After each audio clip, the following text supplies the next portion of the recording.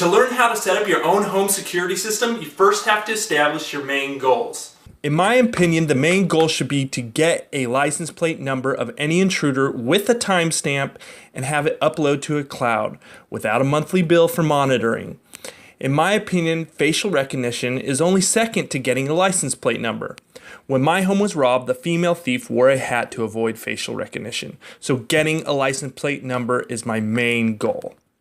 Since there are hundreds of factors in selecting a home security system, I will only go over why I selected what I selected. Let's start with placement. The best camera placement I found to get a license plate number of a car in my driveway or in the street was right around where my driveway porch light was. This only works with a strong camera. Therefore, I had to find the perfect camera and a porch light that fit to each other and looked discreet and not too ghetto. I will link to the porch light and the camera I bought in the description below. Camera selection. The biggest factors in selecting an outdoor camera is that it is strong enough to pick up the license plate number once again. I can't stress that enough. I chose a camera that is very focal. In other words, it doesn't have a fixed size or zoom. This is because you'll have to adjust the lens so it is close enough to pick up the details of a license plate number, yet zoomed out enough to pick up the entire landscape or enough landscape.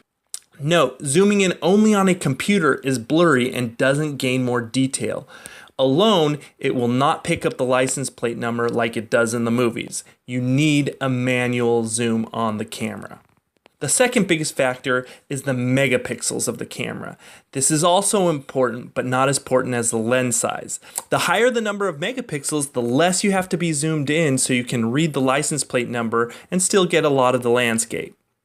Other important features I like are IP cameras, which means they plug directly into your computer's network. This isn't too complicated to manage these days, and it enables me to store all the video on a cloud instead of a DVR or a hard drive or an NVR that can easily be stolen by any intruder. If you can't run Ethernet wires, another important feature will be a wireless camera.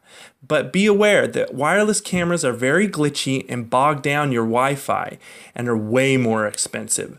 So if you can, running Ethernet cables is better than having a wireless camera. Lastly, make sure it's an outdoor camera if you don't want it to die the first time it rains. That is why I chose the camera I have linked to in the icon in this video and in the description below, and it is the most affordable one of its kind as well.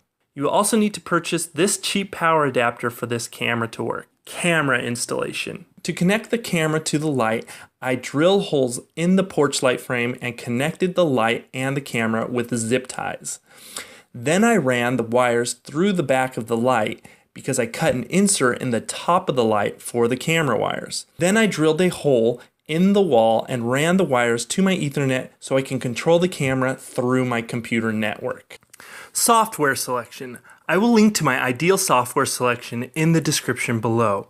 This software is great for 6 reasons. First, it works with most IP cameras, and you can always add new cameras that suit your needs. 2, it records with motion detection and does it really well. 3, they make setup straightforward, and it could be complicated.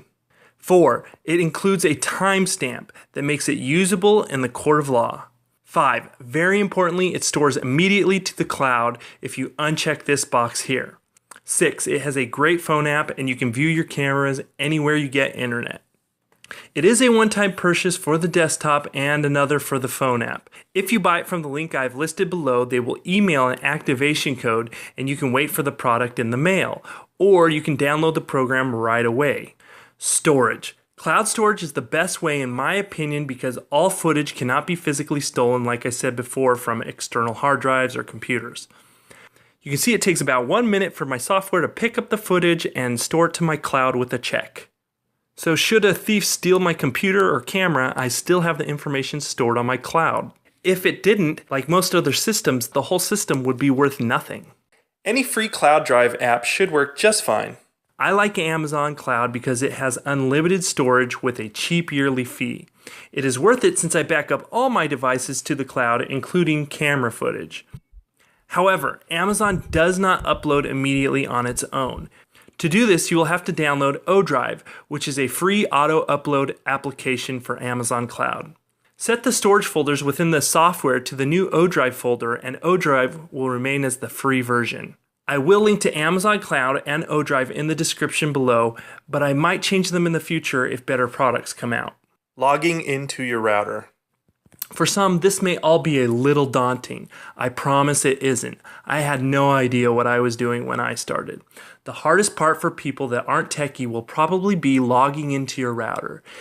You can log into your router by obtaining its default IP address, username, and password in the information that came with it, or by Google searching its defaults if you haven't already changed them. Note, this is different than your Wi-Fi password. Now what you do is plug the IP address into your browser. Next, give the username and password. From there, you just need to find the IP addresses of your connected devices. This is where your IP cameras will show up when they are connected. It might also be helpful to know where your ports are if you plan to use your cameras on handheld devices as well. Making it all come together. Your house has a main IP address.